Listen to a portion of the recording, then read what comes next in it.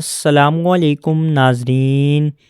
آج کی اس ویڈیو میں ہم ایک شخص کے بارے میں بات کریں گے۔ ایک شخص پر موت کی نزاعاری تھی، اس کا دم نکلنے کی گھڑی تھی۔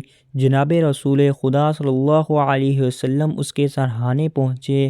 وہ شخص موت کی تکلیف میں مبتلا تھا مگر اس کی جان نہیں نکل رہی تھی۔ آپ صلی اللہ علیہ وسلم نے اسے آواز دی، اس نے جواب دیا۔ آپ نے فرمایا اس وقت تمہیں کیا دکھائی دے رہا ہے؟ اس نے کہا یا رسول اللہ صلی اللہ علیہ وسلم، اس وقت میرے سامنے دو ڈراؤنے شخص کھڑے ہیں۔ آپ نے فرمایا کیا اس جوان کی ماں زندہ ہے؟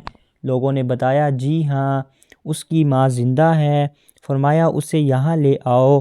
جب وہ آئی تو آپ صلی اللہ علیہ وسلم نے فرمایا اے ضعیفہ، کیا تم اپنے بیٹے سے ناراض ہو؟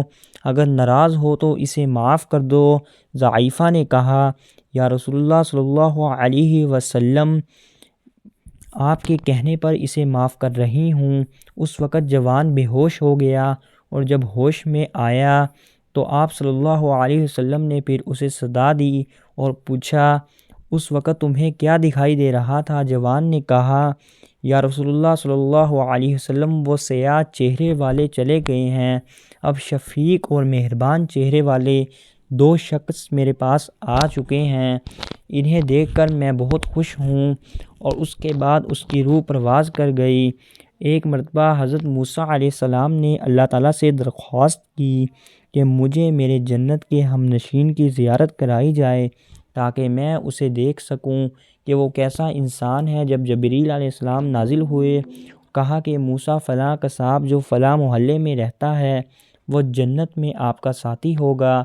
حضرت موسیٰ علیہ السلام اس سے ملنے گئے، اس کی دکان پر چلے گئے اور دیکھا وہ دوسرے قصابوں کی طرح گوشت فروخت کرنے میں مصروف ہے۔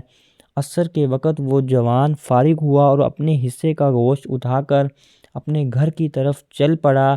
حضرت موسیٰ علیہ السلام اس کے پیچھے پیچھے اس کے دروازے پر آئے اور اسے کہا کہ میں آج تمہارا مہمان ہوں۔ جوان نے خوش آمدید کہا۔ وہ آپ کو ساتھ لے کر اندر داخل ہوا۔ اس نے پہلے کھانا تیار کیا، اس کے بعد گھر کی دوسری منزل پر گیا جہاں سے وہ ایک بستر اٹھا کر نیچے لایا۔ جناب موسیٰ علیہ السلام نے دیکھا کہ اس بستر میں ایک بوڑھی عورت تھی۔ جوان نے اس عورت کو بستر سے نکالا، اسے اپنے ہاتھوں سے نہلایا اور اس کے بعد اپنے ہاتھوں سے اس بڑھیا کو کھانا کھلایا۔ پھر اس نے بڑھیا کو بستر میں لٹایا اور اسے اپنے مقام پر رکھنے کے لیے اٹھایا تو عورت نے کچھ کلمات ادا کیے جو کہ ضعیف العمری کی وجہ سے، آواز کے کمزور ہونے کی وجہ سے سمجھ نہ آئے۔ اس کے بعد جوان حضرت موسیٰ علیہ السلام کے لیے کھانا لایا۔ حضرت موسیٰ علیہ السلام نے اس جوان سے پوچھا کہ اس عورت نے تمہارا کیا تعلق ہے؟ جوان نے بتایا یہ میری بوڑھی ماں ہے اور میں مالی طور پر کمزور ہوں، اس لیے اس کی خدمت کے لیے نوکرانی کا بندوبست نہیں کر سکتا، اس لیے میں اپنی ماں کی خدمت خود ہی کرتا ہوں۔ حضرت موسیٰ علیہ السلام نے پوچھا کہ تمہاری ماں کھانے کے بعد کیا کہہ رہی تھی؟ جوان نے جواب دیا میری ماں کا حصول ہے کہ جب بھی میں نہلاتا کھلاتا تو ہمیشہ دعا کرتی اور کہتی ہیں خدا تیری مغفرت فرمائے اور روز قیامت تجھے موسیٰ علیہ السلام کا ہم نشین بنائے، تجھے اسی جنت اور اسی درجے میں جگہ دے جہاں موسیٰ علیہ السلام ہوں۔ حضرت موسیٰ علیہ السلام نے فرمایا جوان تجھے خوشخبری دیتا ہوں، اللہ تعالیٰ نے تیری ماں کی دعا کو قبول کر لیا ہے۔ مجھے جبرائیل امین علیہ السلام یہ خبر سنائی ہے کہ تو جنت میں میرا ہم نشین ہوگا۔ بنی اسرائیل میں ایک عابد تھا جس کا نام جبری تھا، وہ اپنے عبادات خانے میں عبادت کیا کرتا تھا۔ ایک دفعہ اس کی ماں اس کے پاس آئی تو وہ نماز میں مشغول تھا۔ ماں نے آواز دی لیکن وہ نماز میں مصروف رہا، اس نے اس کا کوئی جواب نہ دیا۔ دوسری مرتبہ اس کی ماں نے پکارا تو اس وقت بھی وہ نماز میں نہ توڑی۔ تیسری مرتبہ بھی اس کی ماں نے اس کو پکارا تو اس نے کوئی جواب نہ دیا۔ تب اس کی ماں ناراض ہوئی اور بدعا دیتے ہوئے کہا میری اللہ سے درخواست ہے کہ وہ تجھے یا پروردگار کر دے، یارو مددگار کر دے۔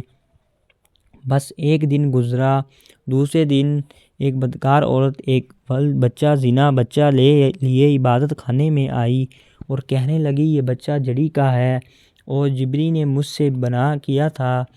لوگ جمع ہو گئے اور تعجب سے کہنے لگے کہ کل تک تو یہ زنا سے لوگوں کو منع کیا کرتا تھا اور آج یہ خود بدکار ثابت ہوا ہے۔ اور لوگ اسے بادشاہ کے پاس لے گئے اور بادشاہ نے حکم دیا کہ جبری کو سولی پر لٹکایا جائے۔ جب جبری کو سولی پر لٹکایا جانے لگا تو اس موقع پر اس کی ماں بھی وہاں پہنچ گئی۔ جب اس نے بیٹے کو ایسی حالت میں دیکھا تو اپنے دونوں ہاتھوں سے چہرے کو پیٹنے اور زور زور سے رونے لگی۔ جبری نے اپنی ماں سے کہا کہ ماں خاموش ہو جائے، آپ کی دعا کی وجہ سے تو میں اس مقام پر پہنچا ہوں۔ لوگوں نے کہا جبری ہمیں کیسے یقین ہوگا کہ یہ سب تیری ماں کی دعا کا نتیجہ ہے۔ جبری نے لوگوں سے کہا کہ تم اس بچے کو لے آؤ۔ جب بچہ لایا گیا تو جبری نے دعا کی اور اللہ تعالیٰ نے اس بچے کو قوت گویا عطا کر دی اور بچے سے پوچھا کہ تمہارا باپ کون ہے۔ قدرت خواندگی سے بچہ بولنے لگا اور کہا کہ میرے باپ کا تعلق فلاں قبیلے سے ہے اور میرا باپ چرواہا ہے۔ اس کے بعد جبری کی سزائے موت ختم ہو گئی اور اس نے قسم اٹھائی کہ اب وہ پوری زندگی اپنی ماں سے جدا نہیں ہوگا اور اس کی خدمت کرتا رہے گا۔ حضرت ابوبکر صدیق رضی اللہ تعالی عنہ کے والد کا نام ابو قحافہ تھا۔ وہ اسلام اور پیغمبر اکرم صلی اللہ علیہ وسلم کا دشمن تھا۔ ایک دن اس نے آپ صلی اللہ علیہ وسلم کو برے الفاظ سے یاد کیا، جس پر حضرت ابوبکر صدیق رضی اللہ تعالی عنہ کو اپنے باپ پر غصہ آیا تو انہوں نے اس کو پکڑ کر دیوار سے دے مارا۔